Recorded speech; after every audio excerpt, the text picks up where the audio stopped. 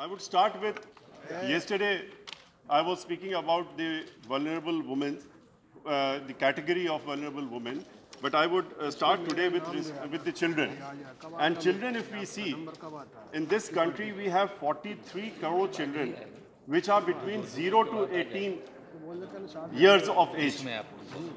43 करोड़ बच्चे ऐसे हैं जो कि 0 से 18 साल की उम्र के हैं, और ऐसी स्थिति में इन बच्चों के भविष्य के बारे में हम लोगों को बहुत गंभीरता से और ख़ास तौर से इस मंत्रालय को बहुत गंभीरता से देखने की ज़रूरत है कि इनके अपलिफ्टमेंट के लिए, इनके पढ़ाई के लिए, इनके देखभाल के लिए, इनके कैसे फ्यूचर में ये इस नेशन के जो बनाने वाले होते हैं वो यही बच्चे होते हैं, इनके लिए हम क्या कर सकते हैं और क्या करना चाहिए, इसको बहुत ही गंभीरता से देखने की ज़रूरत है। और ऐसे में डॉक्टर बाबा साहब भीमराव अम्बेडकर ने जो कहा in the constitution where he says with respect to the women and child both, doctor Baba Saheb Bhimrao Ambedkar while framing the constitution has taken care of this and which fits in today more properly, and he says that best religion in the world is the one which teaches liberty, equality and fraternity. These are undoubtedly true in today's day context, especially in the context of children and women. Dr. Ambedkar had even ensured in the constitution, while framing the constitution, he at least brought 4 specific articles to take care of this category of people specially. And in Article 15, where he provided that there should not be any discrimination on the basis of the caste or on the basis of the religion and on the basis of sex. But at the same time, in the same very article, he provided that you can discriminate positively in favor of women.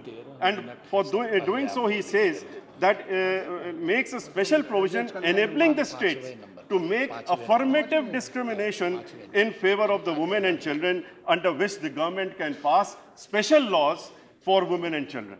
Now, this we should take note of, that Dr. Bhimrao Ambedkar, when he framed the Constitution, he took specific, while making in the fundamental rights a provision that there should not be any discrimination, he said affirmative discrimination laws should be framed, can be framed by the states in favor of the women and children.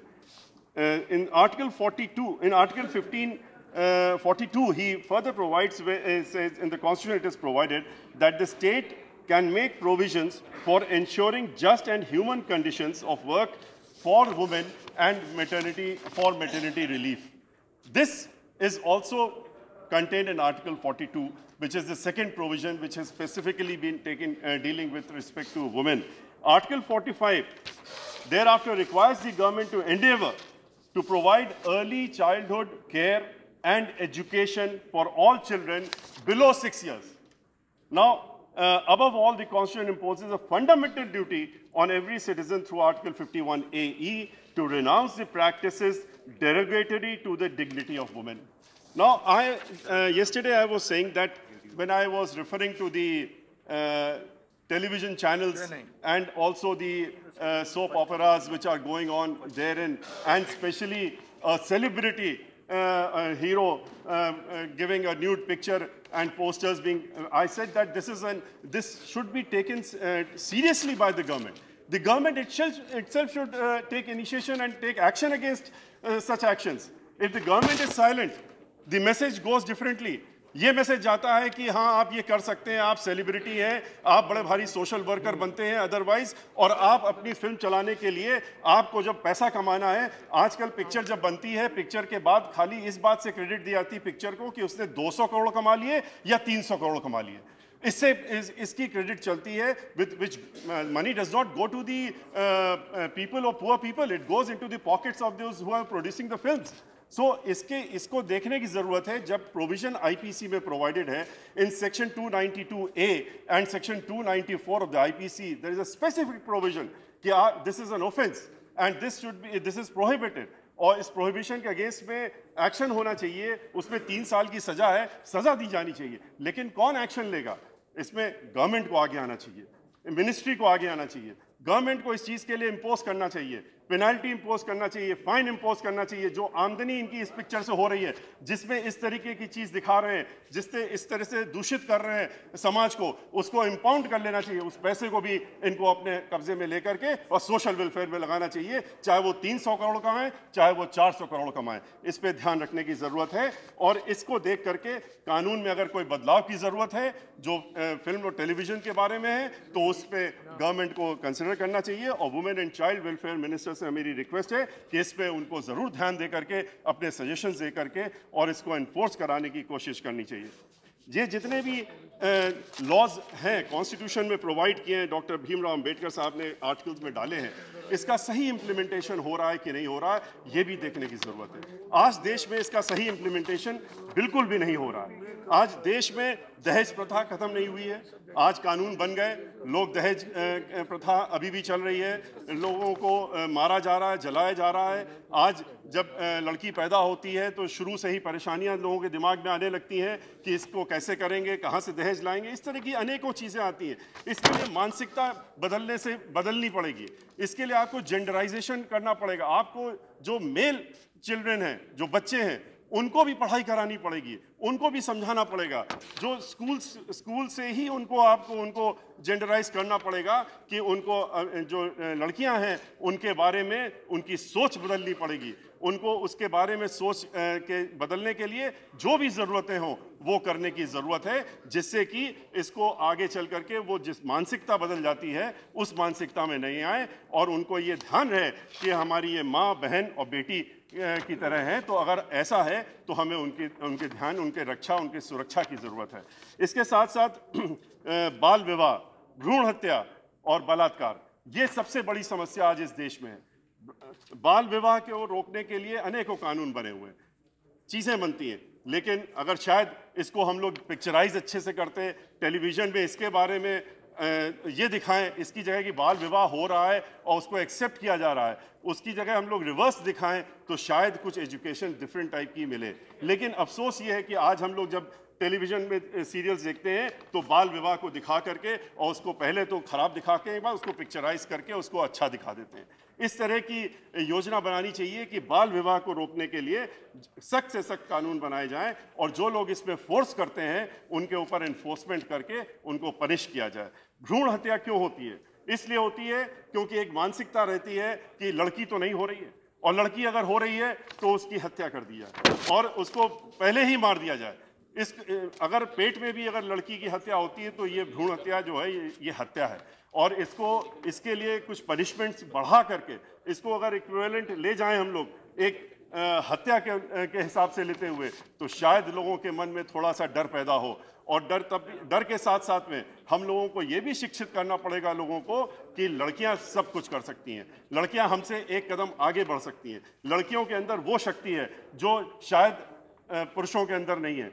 आज हम लोगों को ज़रूरत है ऐसी लड़कियों की जो लोगों को रास्ता दिखा सकें।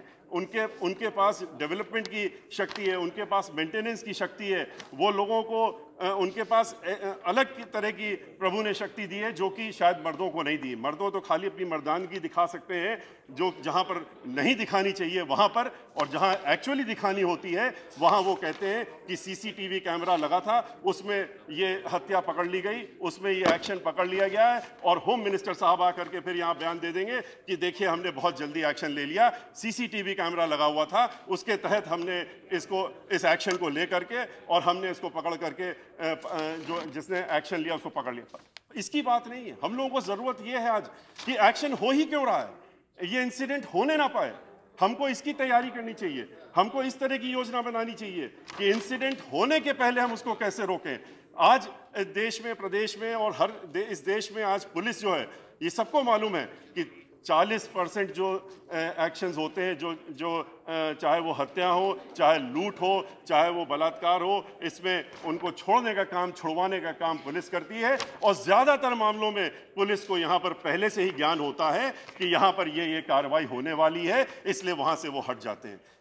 हमको योजना ऐसी बनानी चाहिए, इस तरह का सिस्टम बनाना चाहिए जहां पर कि इस तरह के जो लॉ एनफोर्समेंट एजेंसीज हैं, अगर वो अपनी गलती करते हैं, अगर उनके क्षेत्र में कोई एक्शन होता है इस तरह का, तो उनको सजा दी जाए। उनको खाली सस्पेंड कर देने से, उनको ट्रांसफर कर देने से उससे कोई काम चलने वाला नहीं है। उससे उनके ऊपर कोई फर्क नहीं पड़ता। वो दूसरी जगह जाएंगे ट्रांसफर होके, सस्पेंशन को कोर्ट से रुकवा लेंगे और उसके बाद फिर और एक्शन दूसरी जगह करने के काम करेंगे। इससे कोई, उनको प्यूनिटिव एक्शन होना चाहिए, उनके ऊपर पिनल एक्शन होना चाहिए, उनको सजा मिलनी चाहिए। इसकी जरूरत है। और आज ये तभी हो सकता है जबकि जो राज्य कर रहे हैं, चाहे वो प्रदेश हो और चाहे वो देश हो, उनको अपनी क्षमता को ध्यान में रखते हुए उसको सही मायने में इन्फोर्समेंट करना चाहिए। इन्फोर्समेंट अगर करने की ताकत होगी, अगर निडर होकर इन्फोर्समेंट किया जाएगा, किसी का पक्षपात किए बगैर इन्फोर्समेंट किया जाएगा, तो ऐसा नहीं है कि कानून व्यवस्था नहीं संभल सकती। उत्तर प्रदेश में हम लोगों ने देखा है, 5 साल की सरकार बहन मायावती जी की रही, किस तरह से कानून व्यवस्था वहां पर जो उसके पहले बिगड़ी हुई थी। एक महिलाएं घर से निकलने में डरती थी, हिचकती थी घर से बाहर निकलने में, बच्चे नहीं निकलते थे, लड़कियां नहीं निकलती थी। लेकिन 5 साल में जो सरकार बहन मायावती जी ने चलाई, उसमें चाहे उनको अपने ही मेंबर ऑफ पार्लियामेंट या अपने ही उनको मंत्रियों को जेल भेजना पड़ा, उन्होंने जेल भेजा, लेकिन कानून के साथ में कोई उन्होंने खिलवाड़ नहीं होने दिया। उसमें कोई उन्होंने उसमें ये नहीं किया कि कॉम्प्रोमाइज कर लें। और उसी का नतीजा था कि आज पूरे प्रदेश ही नहीं, पूरे देश में बहन मायावती जी का जो कानून का राज्य था उसको आज मान रहे हैं। आज बहन बेटियां जो उत्तर प्रदेश की हैं वो याद कर रही हैं बहन मायावती जी का राज्य जब वो सुरक्षित थी। और इसीलिए अभी रक्षाबंधन का जब मौका था, तो रक्षाबंधन के मौके पर सब लोग अपनी राखियां बंधवाते हैं बहन से। हम लोग भी गए बहन मायावती जी के पास राखी, हम लोग भी हर बार जाते हैं राखी बंधवाने, लेकिन वहां पर राखी उल्टा, एक सिलसिला जरा सा उल्टा चलता है। वहां पर हम लोग जो प्रदेशवासी लोग हैं वो बहन मायावती जी को राखी बांधने की काम करते हैं, इसलिए कि आप हमारी रक्षा कर रही हैं, आप हमारी सुरक्षा कर रही हैं, आप प्रदेशवासियों की सुरक्षा कर रही हैं। और आप, हाँ बिल्कुल सही है, shame on such people who are of this category, जो कि जिनको कि आज सुरक्षा खुद देने की जगह वो सुरक्षा लेने की जरूरत पड़ती है। ये आप बिल्कुल सही कह रही हैं जया जी। और इसी तरह की जरूरत है, आज झांसी की रानी की तरह की मर्दानगी की जरूरत है। आज ऐसे मर्दों की जरूरत नहीं है जो कि अपनी बहन बेटियों की इज्जत को लुटते हुए देखें।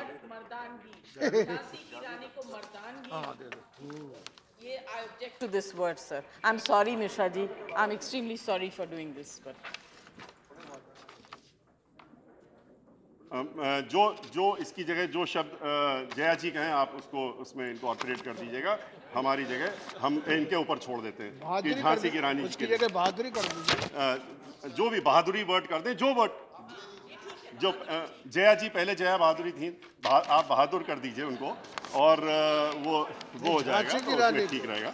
लेकिन हमें उसमें कोई वो नहीं है। लेकिन जो हमारा कहने का मकसद है वो शायद आप भी समझ गए और सदन भी समझ रहा है। झांसी की रानी की जब हम जिक्र कर रहे हैं तो हम उसकी बात कर रहे हैं।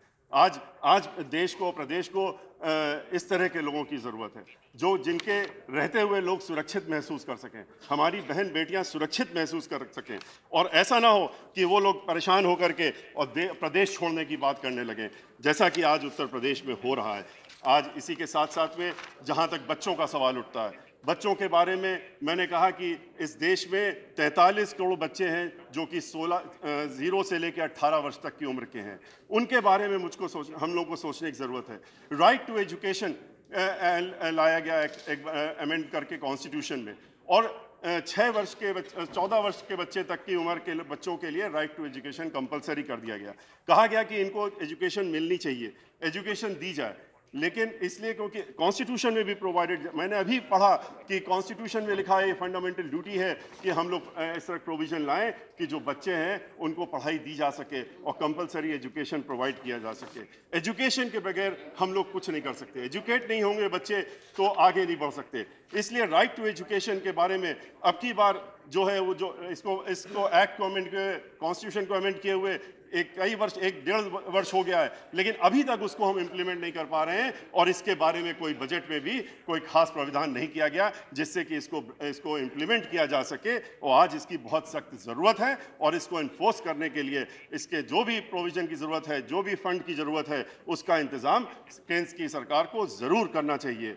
जो बच्चे वर्किंग वुमेन के हैं और जो गरीब बच्चे वुमेन हैं, उनके बच्चे हैं, उनके बारे में खास तौर से देखने की ज़रूरत है। उनके बारे में किस तरह से उनको पढ़ाया जाए, उनको रिहेबिलिटेशन के लिए करा जाए, इसके बारे में देखने की ज़रूरत है। जो बच्चे इस्टेब्लिशमेंट्स में, कई इस्टेब्लिशमेंट्स में काम कर रहे हैं, रेस्टोरेंट्स में काम कर रहे हैं, ये किसी से छिपा नहीं है कि चाइल्ड लेबर एक्ट के प्रोहिबिशन के बावजूद भी आज बच्चे पूरे देश में काम कर रहे हैं, उस उम्र से नीचे से काम कर रहे हैं। इस्टेब्लिशमेंट्स, चाहे वो रेस्टोरेंट्स हों, चाहे वो चाय की दुकानें हों, चाहे वो रेलवे बस स्टेशन हो, डोमेस्टिक चाइल्ड वर्कर्स हो, स्ट्रीट वेंडर्स हो, वहाँ पर सब इनको काम करना पड़ रहा है। और प्राइवेट इस्टेब्लिशमेंट्स, जहाँ पर कि डेंजरस हैजार्डस इस्टेब्लिशमेंट्स जो कहलाते हैं, वहाँ पर उसके जो आंकड़े, जो सरकार के आंकड़े हैं, उसके हिसाब से लगभग 101 करोड़ 25 लाख बच्चे जो हैं 6 से 15 की उम्र के हैं, जो कि उनमें काम कर रहे हैं और अपना जीवन जो है वो खराब कर रहे हैं उसमें करने के लिए। ऐसे लोगों के बारे में आपको सोचने की जरूरत है। उनको क्या सुविधा दिया जाए जिससे कि ऐसे बच्चे, उनके पेरेंट्स, हो सकता है कई जगह पेरेंट्स ऐसे हैं जो मजबूरी में रह करके और वो वहाँ पर उनको बच्चों से काम करा रहे हैं, लेकिन उसके बारे में व्यवस्था होनी चाहिए, उसको देखना चाहिए, उनके लिए प्रोविजन करना चाहिए, जिससे कि इस तरह के बच्चों को फोर्स करके उनके पेरेंट्स उनसे काम लें या एम्प्लॉयमेंट दिलवाएं और ऐसी जगह दिलाएं जहां 1 करोड़ 25 लाख बच्चे आज हैजर्डस वर्क में लगे हुए हैं। ये बहुत ही शर्म की बात है और हम सबके लिए शर्म की बात है, इस देश के लिए शर्म की बात है। और जो यही पीढ़ी है जो आगे चल करके देश को बनाने की बात करेगी, हम लोगों की जगह यहाँ पर होंगे, उनके लिए अगर हम सुविधा नहीं दे सकते हैं तो हम लोग इसके माने कि जो हम लोगों को कार्य दिया गया है उसमें हम लोग पूरी तरीके से फेल हो रहे हैं। आज सेक्स रेशियो जो है, सेक्स रेशियो डिक्लाइन होता जा रहा है, girl child sex ratio decline होता जा रहा है और बहुत ही अलार्मिंग तरीके से डिक्लाइन हो रहा है। 0 से 6 साल की उम्र में 12 पॉइंट का डिक्लाइन हो गया है 2001 और 2011 के बीच में, जो कि 927 था 1000 के में 2001 में, आज घट करके 914 हो गया। 1000 के अंदर 914 लड़कियां और 1000 लड़के। और जहां तक पंजाब है, पंजाब में तो और भी अलार्मिंग है, वहां पर तो 832 लड़कियां 1000 लड़कों में हैं। इस तरह से वहां पर डिक्लाइन हो रहा है और इसलिए इस पे गंभीरता से देखने की जरूरत है कि आखिर ये क्यों हो रहा है। माल न्यूट्रिशन जो है very alarming, very serious. Haryana Punjab Haryana both, it is 832 as against 1000, and therefore we should look into this, that if it keeps on declining like this, where we are reaching. Malnutrition of poor mothers resulting in death of an infant, that is also shocking. हर 20 बच्चों में एक बच्चा जो है उसकी death हो रही है और इसलिए हो रही है मैल न्यूट्रिशन की वजह से। विदिन 1 ईयर, 1 साल के अंदर वो बच्चा मर जाता है, माल न्यूट्रिशन की वजह से मर जाता है। तो इसको देखभाल करने के लिए हम क्या व्यवस्था करने जा रहे हैं, किस तरीके से उसको व्यवस्था करने जा रहे हैं, इसको देखने की जरूरत है। वल्नरेबल वुमेन में मैं कल बात रख रहा था और मैं अपनी बात इसके बाद आगे चल के इसी में कंक्लूड भी करूंगा।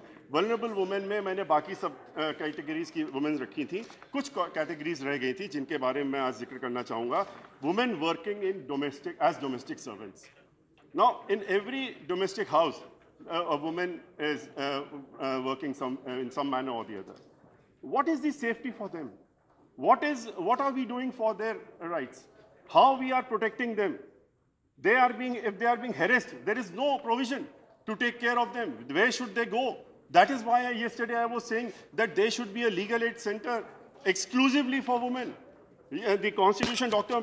Bhimrao Ambedkar has already made provision that you should come forward with such provisions.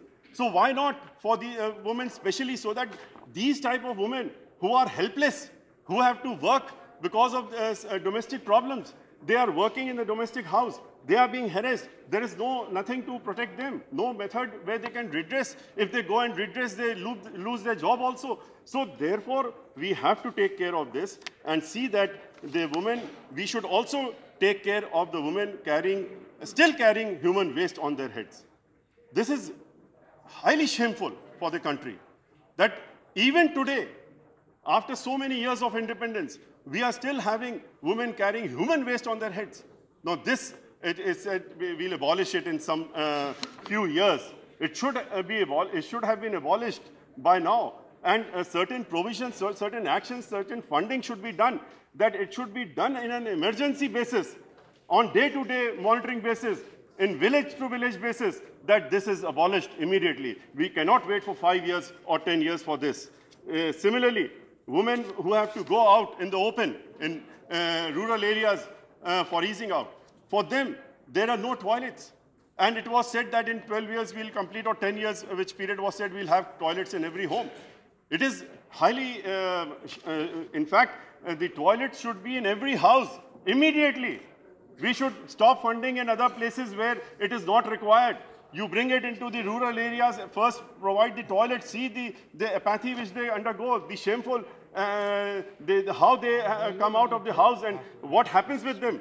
In UP, you have seen a case where the women were gang raped when they went out. So this is happening with cases which are reported, which are not reported at all.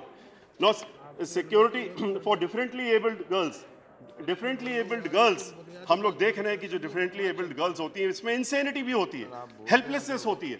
उस तरह की लड़कियां, उस तरह की women, अगर जो बाहर घूम रही हैं, जिनको उनके लिए इसकी जगह कि उनके लिए कोई arrangement करें, कि उनको ले जा करके उनको establish करें, उनके लिए center बनाएं, rehabilitation center बनाएं, उनको समाज में छोड़ दिया गया. They are being rapes are being committed which have been reported in the newspapers, and they are helpless. Nobody is there to take care of them. So we have to take care of such women also. And so far as the security of women is concerned, I would say that if you cannot bring 50% women in police personnel, you should at least bring 30% police women. And 50% would be the share according to their share in the community. But you should at least bring 30%. So that there may be a sense of security between... Sir, I'll take just 5 minutes, sir. I'll just conclude straight away. We should prioritize framing schemes of policy for differently for which separate funds may be having separate ministry or at least ministerial staff. हमारा ये कहने का मतलब है कि आप कम से कम distinction करिए. मेट्रो सिटी को अलग लीजिए, आप डिस्ट्रिक्ट्स को अलग लीजिए और रूरल एरियाज को अलग लीजिए. 3 हिस्सों में डिवाइड करिए. 3 तरह के लोग रह रहे हैं, 3 जगह रह रहे हैं, 3 तरीके हैं. मेट्रो सिटी की जो वुमेन है, मेट्रो सिटी में जो लड़कियां हैं, जो वर्किंग वुमेन है, उनकी प्रॉब्लम सेपरेट है. उनके लिए आपको सेपरेट अरेंजमेंट्स करने पड़ेंगे, उनके लिए आप सेपरेट मेजर्स देंगे. जो डिस्ट्रिक्ट्स में है उनके लिए आपको दूसरी तरह से सोचना पड़ेगा, और जो रूरल एरिया में है उनके लिए आपको तीसरी तरह से सोचना पड़ेगा. और उसको डिफरेंशिएट, उसके लिए चाहे आपको अलग से मिनिस्ट्रियल स्टाफ बनाना पड़े, अलग से सेक्शन बनाना पड़े, अगर आप अलग से मिनिस्ट्री नहीं बनाना चाहते हैं, लेकिन इसको जब तक आप अलग अलग सेपरेट नहीं करेंगे, सेपरेट फंडिंग उनके लिए नहीं करेंगे, तो जो रूरल एरियाज हैं और जो डिस्ट्रिक्ट्स हैं जो कि डेवलप नहीं हैं, वो हमेशा उनकी वुमेन, वहां पर रहने वाली लड़कियां पिछड़ी रहेंगी. वहां पर स्कूल्स नहीं होंगे, वहां पर फैसिलिटी नहीं रहेगी. आपको रूरल एरियाज में जहां पर इस तरह की जहां पढ़ाई की बात होती है, जो गर्ल्स हैं वहां पर स्पेशल स्कूल्स खोलने चाहिए. आप नहीं हर विलेज में खोल सकते हैं, आप एक एरिया बनाइए, उसमें खोलिए और उसमें खोल करके उनको बढ़िया से बढ़िया पढ़ाई दीजिए, और उसमें अंग्रेजी भी इंक्लूड करिए. उत्तर प्रदेश में 6ठे दर्जे से अंग्रेजी पढ़ाई जाती थी. आपके भी नॉलेज में होगा, आप उत्तर प्रदेश को बिलोंग करती हैं, और आपको मालूम माननीय मंत्री जी 6ठे दर्जे से ABCD पढ़ाई जाती थी. लेकिन बहन मायावती जी की जब सरकार आई तो उन्होंने पहला जो आदेश जारी किया था आज सरकार आते ही, कि नर्सरी से और प्राइमरी से अंग्रेजी पढ़ाई जाएगी, जो सरकारी स्कूल हैं उसमें भी उन बच्चों को, और वहां से उसको लागू कराने का काम किया. लेकिन इसके लिए फैसिलिटी भी दीजिए, इसके लिए फैसिलिटी दे करके उनको पढ़ाने का काम करिए. जो NGOs को आप फंड देते हैं इस काम के लिए, उसके ऊपर मॉनिटरिंग करिए, स्ट्रिक्ट मॉनिटरिंग, कि वो रूरल एरिया में कितना लगा रहे हैं, और रूरल एरिया वालों को वहीं पर कन्फाइन करिए. जो डिस्ट्रिक्ट वाले हैं उनको डिस्ट्रिक्ट में कन्फाइन करिए, और जो मेट्रो सिटीज में है उनको आप वहां पर लगाने का काम करिए. अदरवाइज वही होगा, और इनको सिक्योरिटी देने की काम करिए. सिक्योरिटी नहीं देंगे तो हम लोग जो महाभारत में हुआ, द्रौपदी चिरण हुआ, लोग आंख बंद करके बैठे रहे, देखते रहे, और उसके बाद महाभारत हो गई. ऐसी महाभारत से कोई फायदा नहीं. हम लोगों को ये देखना है कि इस तरह का चीरण इस देश में अगर होता है, कोई करने की कोशिश करता है, तो हर व्यक्ति की जिम्मेदारी होनी चाहिए कि वो उसी समय उठ के खड़ा हो और उस पर विरोध करे. Yes, conclude, please. Sir, I'll just take 2 minutes. I said I'll take 5 minutes. 2 minutes I've taken. I'll take 3 more minutes and conclude with my points. Straight away I'll read from them, so that it does not take time. Now, according to me, for summing up in the conclusion, I'll say the barriers to the women empowerment, as according to our party and myself, are manifested in various ways. Deep-rooted ideologies of gender bias and discrimination, like the confinement of women to the private domestic realm, restriction on their mobility, poor access to health services, nutrition, education and employment, and exclusion from the public and political sphere continue to daunt women across the country. Hence, the key elements for gender equity to be addressed should be following, according to me: economic empowerment, social and physical infrastructure, enabling legislations, women's participation in governance, inclusiveness of all categories of vulnerable women, engendering national policies, programs, mainstreaming gender through gender budgeting. In this regard, women should be given facilities, and there should be an opportunity to the women to work from home. This is very important. Please note this. Opportunity to the women for working from home. Their timing of the office hours should also be made flexible, not like men. Government, and for this purpose, the women should be given facilities. In this regard should be that government initiation should be there through public-private partnership. Computer, typing, editing can be done from home. Skill works can be done from home. Working hours must be according to the women convenience. Adult literacy should be there. Vocational training should be given, including in relation to agriculture. All possible measures should be taken in for security purposes, including grant of arms license to the women also. Like giving to, if you're given one to men, give one to women, if not two. Give one to women. Training must be given for using them. Self-defense training should be there. Women police should have been increased to 30% at least, if not 50%. We should not forget the case of additional district judge in Madhya Pradesh, where she has resigned on account of the allegation made against a sitting High Court judge. Therefore, support struggle committees are required to made in the workplaces instead of committees, as has been done in Vidasha's judgment. Mere implementation of Vishakha judgment is not helping members of such committees. Members of such committees should be amongst the employees to be elected by the employees. In the end, concluding, I would like to say that 150 crore in budget for centers for women's safety is a peanut for 6 crore women population. For 60 crore women population, rupees 1,000 crore fund under Nirbhaya fund for women still remains untouched. It is shameful.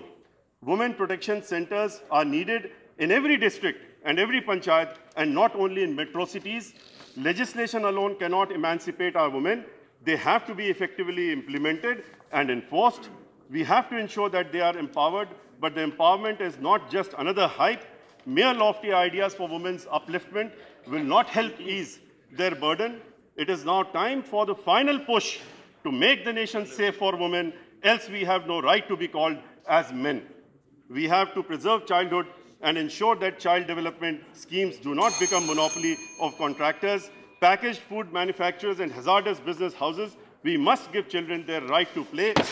Please do not forget that caring for the child is caring for the nation. We have to empower the girls through effective and useful schemes. It is very dangerous trend that minors are fast getting sucked into a world of crime. Everything possible should be done to stop this. One rape is being committed every 30 minutes in India, which is shameful and disgraceful. There should be a provision for women police force to protect them. Thank you. Thank you very much. Thank you, yes. Thank you.